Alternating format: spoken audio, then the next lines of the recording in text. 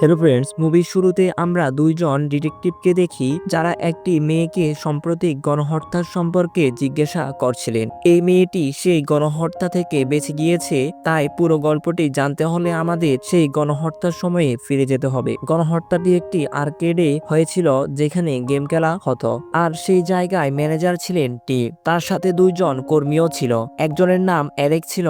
তাদের দুজনের শিফট শেষ হওয়ার সময় হয়েছিল। ঠিক তখন টিম এসে তাদের বলে, আজকে তোমাদেরকে ওভারটাইম করতে হবে, কারণ পার্টির জন্য আরো একটি বুকিং এসেছে।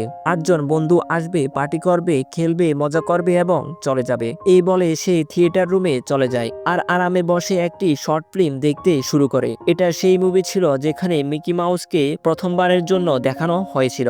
এখানে মিকি মাউসের একটি মুখোশও রাখা ছিল যা টিমকে ডাকছিল। এতে টিম অনেক ভয় পায়, তার হাত থেকে ড্রিঙ্কস পড়ে গিয়ে কাঁটা তারের উপর পড়ে যায়, আর তখনই লাইট বন্ধ হয়ে যায় এবং মুখোশটি টিমকে কন্ট্রোল করে নেয়। টিম ওই মাস্কটি পরে নেয় এবং সে এখান থেকে কিলার মিকি মাউস হয়ে গেছে।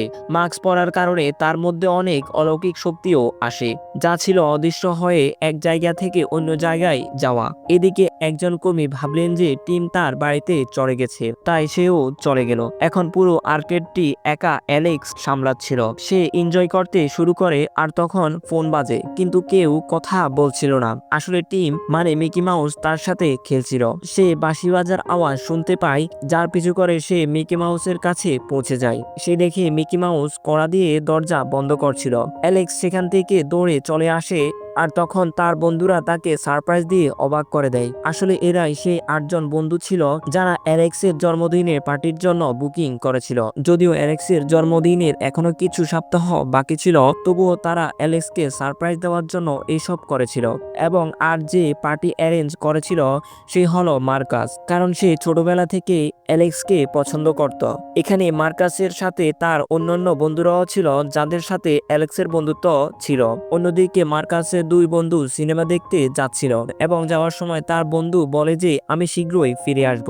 এই কথা শুনে মার্কাস হাসতে শুরু করে আর বলে, হরার মুভিতে এইসব বলা ভালো নয়, কারণ যে এইভাবে কথা বলে সে ফিরে আসে না। আর সেই বন্ধুর সাথেও এমনই হয়। মিকি সিনেমা দেখতে যাওয়া 2 বন্ধুকে হত্যা করে, আর এখান থেকে শুরু হয় মিকি মাউসের হত্যাকাণ্ড।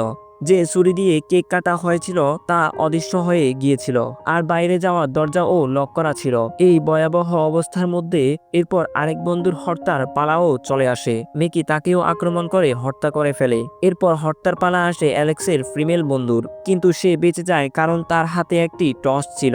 মিকি টর্চের আলোকে ভয় পায়, সে টর্চের আলোর কারণে অদৃশ্য হতে পারে না। সে এই মেয়ের কাছ থেকে পালিয়ে যায়। তখন আরেকজন ফিমেল বন্ধু তার কাছে চলে আসে। মিকি তাকে দূর থেকে ছুরি দিয়ে হামলা করে, আর তার মাথা থেকে রক্ত বাইর হয়, কিন্তু সে মারা যায়নি এবং সময় মতো পালিয়ে যায়। এদিকে মার্কাস এবং অ্যালেক্সের প্রেম ও বেড়ে যাচ্ছিল। তাদের বন্ধু গিয়ে তাদের জানায় যে বিষয়টি অনেক গুরুতর হয়ে উঠেছে, এখানে একটি বড় সমস্যা রয়েছে। এই কথা শুনে অ্যালেক্স অফিসে চলে গেল পুলিশকে ফোন করার জন্য, কিন্তু কম্পিউটারের সামনে মিকি বসেছিল এবং তার কথার উত্তরও সেই দিচ্ছিল। এরপর আরো মানুষকে মারার জন্য মিকি পাশের বারে চলে আসে। সে সেখানে থাকা সবাইকে এক এক করে মেরে ফেলে এবং সেখান থেকে চলে আসে এবং তারপর অ্যালেক্সের বন্ধুর কাছে চলে গেল যে রাইডের মধ্যে বসেছিল। সে নিজের চিন্তায় ডুবেছিল, কিন্তু মিকি তাকে গোল গোল ঘুরিয়ে রাইড এর বৃত্তে আটকে ফেলল। অ্যালেক্স এবং মার্কাস তাদের 2 বন্ধুর মৃতদেহ খুঁজে পেয়েছিল, যা দেখার পর তারা বুঝতে পারলো যে এখান থেকে তাড়াতাড়ি বেরিয়ে যেতে হবে। এবং অন্যদিকে তাদের এক ফিমেল বন্ধু নিশ্চিন্তে বিয়ার গেম খেলছিল।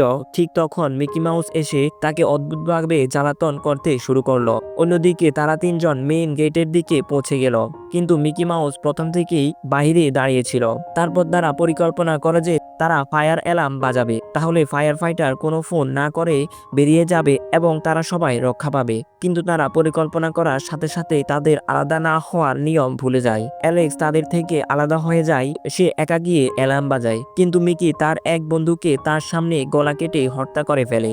এই সময় মার্কাস স্পিকারে বলতে শুরু করে, ছাদের দিকে পালাও, ফায়ার ব্রিগেড প্রায় এসে গেছে। তাদের বন্ধুরা সেই দিকে দৌড়াতে শুরু করে, কিন্তু মিকি মাউস তাদের এক বন্ধুর পায়ে কাট লাগিয়ে দেয় এবং সে অন্য বন্ধুকে হত্যা করে। তখন অ্যালেক্স এই দুইজনের কাছে ফিরে এসে ভাবছিল যে পরবর্তীতে কি করা উচিত। তারপর মিকি বাইরে গিয়ে অন্য একজন ফিমেল বন্ধুকে হত্যা করে। অ্যালেক্স খুনিকে খুব কাছ থেকে দেখেছিল এবং সে বুঝে যায় কিলার টেলিপোর্ট করতে পারে, কিন্তু টর্চের আলোতে সে টেলিপোর্ট করতে পারে না। সে ভাবছিল পরবর্তীতে কি করা উচিত। তারপর মিকি আবার আসে। সাহসিকতা দেখিয়ে অ্যালেক্সের বন্ধু তার কাছে গেল। স্পষ্টই ছিল যে তার মৃত্যু নিশ্চিত ছিল।